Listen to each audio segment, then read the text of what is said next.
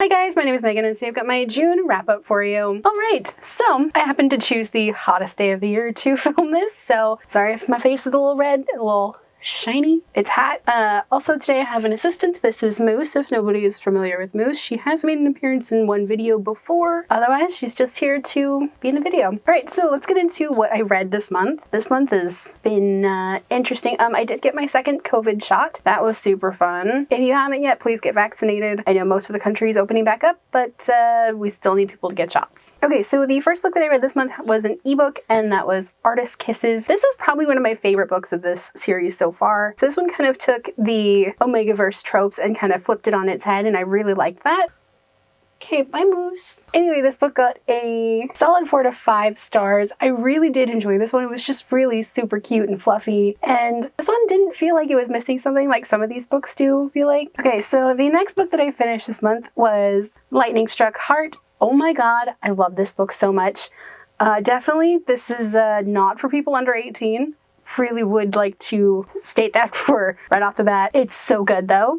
Sam is just a sweetheart. He is kind of like the love child of Cecil Palmer from Welcome to Night Vale and of Neil Johnston from All for the Game. Like seriously, he's so fun, he's so cute, and I love him. And Gary is one of my favorite characters. He's very X-rated, but he's also super sweet and just, I love the dynamics in this. There's so much like familial love in this, but also like there's so much different representation for the LGBTQ community. Yeah, this one was just so good. This got a solid 5 out of 5 stars. Would highly recommend to those of you above 18. So next up, I finished Heartstopper Volume 3. This is probably one of my favorite volumes of this series. This is actually about the point where I jumped in on the online version of the comic. And it's just really nice to see, you know, the story that I already know, but this one starts delving into a little bit deeper topics with Charlie's eating disorder and his mental health, as well as Nick's coming out to his family and dealing with some homophobic remarks from his brother. And really, I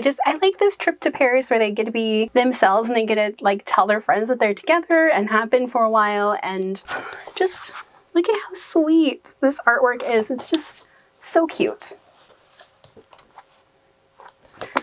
This one also got a solid 5 out of 5 stars. I would highly recommend you read this if you haven't already. It's just so sweet and cute, and I think it's honestly one of the most important like graphic novel series out there because it deals a lot with body image issues and bullying and coming out, and it's just really great. So next up I read One Up, which is a manga that I snagged for free off of Kindle. I would really not recommend reading this.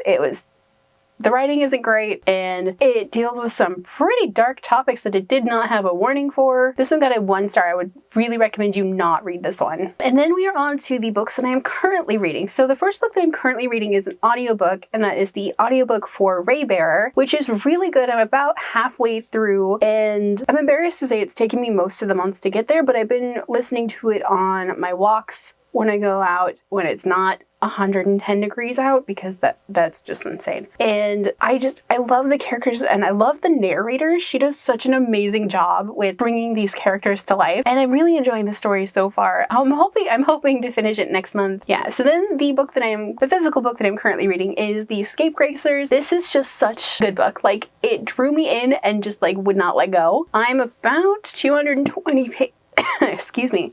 About 220 pages in. It's really great so far. It's kind of like gritty, but also it's got this really interesting writing style, and it's just very dark, but also like kind of bright and poppy, and it's kind of a bubblegum horror, I think. I don't know if that's the correct term, but it's so good and it's really engaging so far. I love this world already, and hopefully I can get a bunch of this read today because it's gonna be hot today. Alright, so that is everything that I read in June. What have you guys been reading? What was your favorite book this month? Let me know down below. I honestly could not pick a favorite book out of any that I've read this month. There's just too many good ones, but Lightningstruck Heart is kind of sticking out as a favorite right now. If you guys like this video, don't forget to hit the like button. If you haven't already and would like to, go ahead and hit the subscribe button. And if you'd like to follow me on social media for more bookish stuff, check out the links down below. Alrighty, bye guys!